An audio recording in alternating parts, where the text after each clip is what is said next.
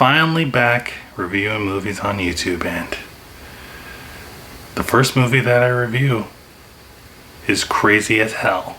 Hey, what is up guys? It's me, Anthony. I am back. I know it's been a while. It's been like a week. I was actually moving. If you haven't seen my previous videos, I released like 2 videos right before I was moving. It was like nothing in my background.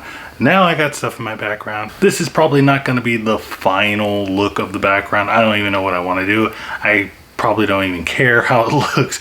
But if you guys get annoyed with some stuff in the background, maybe I'll change it or maybe I won't, because I do what I want. But I am here and I'm back doing movie reviews. This is the first of many reviews I got lined up for you guys. This upcoming week is going to be jam-packed full of stuff, so don't forget to click that bell. Isn't that what the YouTubers say? But guys, I'm excited to talk to you guys about a whole bunch of movies again.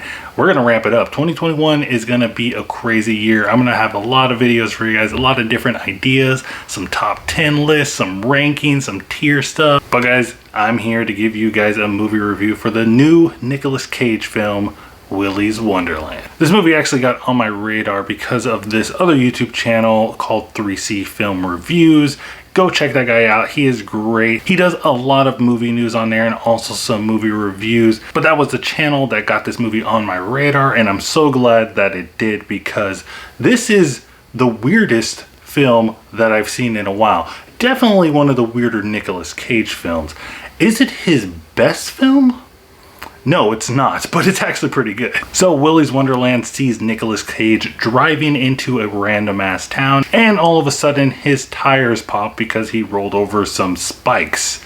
Some police spikes that shouldn't have been there, or should they? The tow man offers to fix his truck for about $1,000, but hey, get this, there's no ATMs or internet in this town, for a reason that you'll find out later. And the only way that Nicolas Cage is able to pay off his debt to get his car back is to work at Willy's Wonderland for a night. He has to clean up the whole place, and by morning he'll have his car fixed and hopefully he'll survive. There's also some like backstories with Willy and all that stuff that's later on in the movie. We'll get to that later. But the most important thing that you need to know is Nicolas Cage doesn't say any lines in this movie. I swear, at this point, I'm just gonna call this movie Nicolas Cage's easiest paycheck ever. And when I tell you that Nicolas Cage doesn't have any lines and he's just doing facial expressions sometimes, I mean, it's just Nicolas Cage face, like all the time. It's just, this is what I believe that Nicolas Cage looks like every time he wakes up. I gotta say, Nicolas Cage does a good job of acting without doing any lines. He does a lot of physical acting here. He does a lot of expressions with his face, and he's telling a story. And he's just doing a good job of telling the story of his character, which isn't that much in depth at all. It's just a dude that wants to get to point A to point B. He didn't even want to be in this town. He just wanted to keep on driving and drinking his sodas and just driving. That's all. But as I was watching this movie, I was like, this is totally a video game. And I know the first thing that people will notice is this might be just a blatant ripoff of the video game Five Nights at Freddy's. And I can totally see that. But for me personally, and for all of you guys, all of you millennials out there know what I'm talking about. There was a place called Chuck E. Cheese. I think it's still alive. Unfortunately, it is. But they have animatronic animals in there. Chuck E. Cheese and all his friends.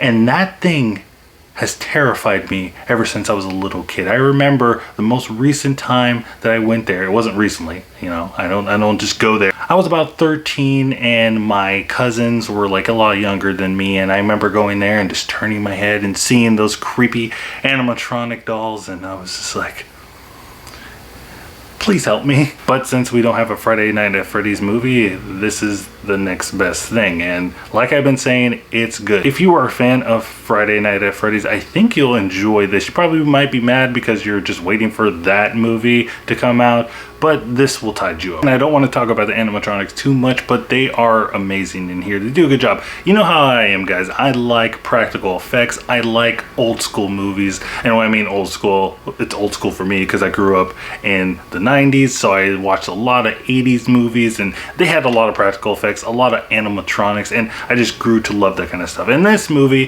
has a lot of it. To me, it just shows that the creators of the film are really into it. They're really putting their all into this movie. They want to make it look legit and feel legit when they do animatronics and like really detailed costumes. Like all movies, not every movie is perfect. There is some minor stuff in here that didn't really work for me and kind of like pulled me out of the film a little bit, because honestly, I just wanted to see Nick Cage do Nick Cage things, which that is in this movie a whole bunch.